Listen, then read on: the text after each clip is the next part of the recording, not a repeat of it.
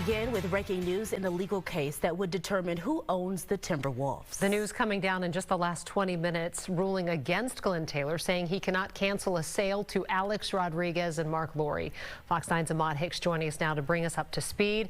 Again, this happening just a few moments ago, really. You know, it's so funny. I didn't want to write my script before our newscast because I just knew something would happen before 5 o'clock, and surely enough, it did. Now all the Timberwolves fans know who's going to own the team. It's been the longest drawn-out dispute I've ever covered in my journalism career. I'm talking about Glen Taylor, the owner of the Timberwolves, and Marc and Alex Rodriguez, the duo looking to become the majority owners. After months and months of battling and negotiations, it's over, and the team will be led by new controlling owners, Marc and Alex Rodriguez. This, according to a tweet posted earlier from Shams from ESPN on X. Now, let's backtrack a little bit and show you how we got here. If you recall, this all began last March when Taylor, well, not last March, when Taylor put up the Timberwolves and Lynx for sale for $1.5 billion.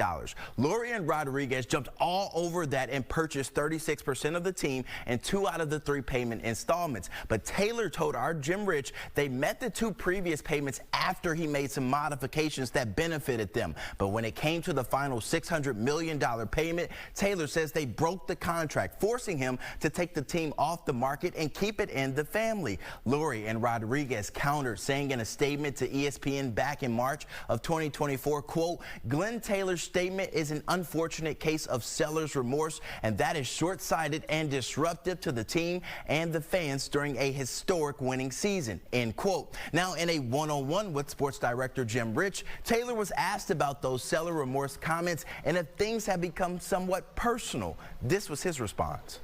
This is a business deal, and we had an agreement to take over. They weren't able to follow the agreement, and I'm just saying my attorneys have said, therefore, the agreement is not enforced any longer. It doesn't have anything to do with like or dislike or anything like that. I know that they've taken some shots at me.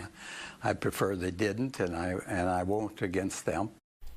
Now it doesn't matter what Taylor thinks. The arbitration ruled in and Rodriguez's favor. In a statement today shared with ESPN, they said, we look forward to working with the NBA to complete the process so we can turn our attention to winning championships in Minnesota. So I know the biggest concern, well, at least what the rumors were saying, was that Taylor was concerned about the future of the Minnesota Timberwolves and them staying here in Minnesota, especially when you talk about and Rodriguez cutting the payroll for the players next season.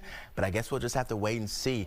The vote will get approved today, I'm sure, by the NBA League Board, and then they will become the new controlling owners, and then the future of the Timberwolves will rest in and Rodriguez's hands. Yeah. Or checkbook, should I say. Start, and then we'll wait to see what happens. Just the beginning now. What does his team look like under new ownership? Who knows? Here we go. It's all about the start now. Thanks, Ahmad. No problem. Well, let's talk.